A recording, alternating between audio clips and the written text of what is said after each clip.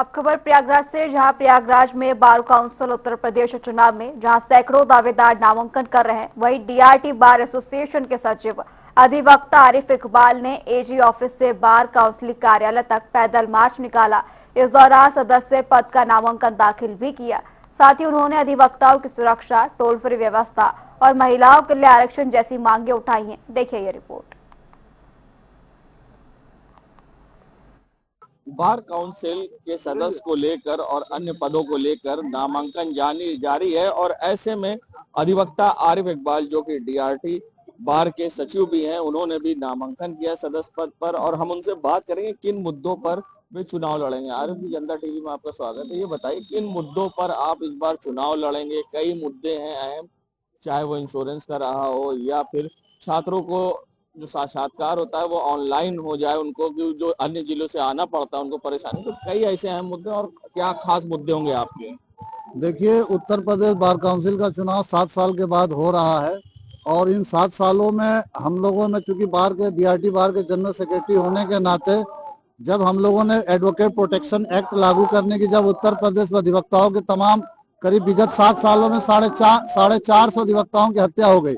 राजस्थान में, एमपी में advocate protection act लागू है, उत्तर प्रदेश में एडवोकेट प्रोटेक्शन एक्ट लागू नहीं है। तो हम लोगों से जब सुझाव मांगा गया उत्तर प्रदेश सरकार से, तो मैंने उसमें कहा कि हमारा एडवोकेट प्रोटेक्शन एक्ट में सेशन ट्रायल होना चाहिए, 6 महीने में ट्रायल कंक्लूड करा देना चाहिए और नॉन बेलेबल सेक्शन में होना चाहिए। और जो आपने अभी मुद्दा कहा, ये हम लोग इसके लिए ऑनलाइन और फिजिकल दोनों इसलिए जरूरी है कि ऑनलाइन में कभी कभी कनेक्टिविटी का इशू होता है। इस कनेक्टिविटी के इशू में ऑनलाइन में कभी कभी मुकदमे अदम पैरवी में, जबकि अधिवक्ता जुड़ा है, अदम पैरवी में मुकदमे खारिज तक हो जा रहे हैं। तो ऑनलाइन एक सुविधा तो अच्छी चीज है, लेकिन फिजिकल दोनों उसका ऑप्शन होना चाहिए कि आप ऑनलाइन और फिजिकल दोनों मोड में आप अपना इंटरव्यू दे सकते हैं, एग्जाम दे सकते हैं।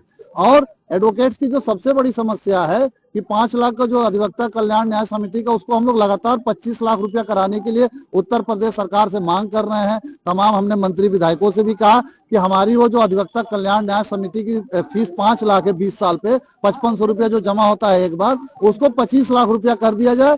और अधिवक्ता कोटे से हम लोग लगातार 7 साल से इस मांग कर रहे हैं कि हमारा कोई कोटा नहीं, ना विधान परिषद में, ना राज्यसभा में। हम इस चैनल के माध्यम से तमाम पॉलिटिकल, इससे भी हम लोगों ने मुद्दा उठाया कि हमारा विधान परिषद, राज्यसभा में हमारे लिए 2-2 सीटें और महिला 25 सदस्यों में एक महिला सदस्य के लिए रिजर्व होना चाहिए बार काउंसिल के लिए, कि वो चुन के आए, क्योंकि महिलाओं का प्रतिनिधित्व जीरो है।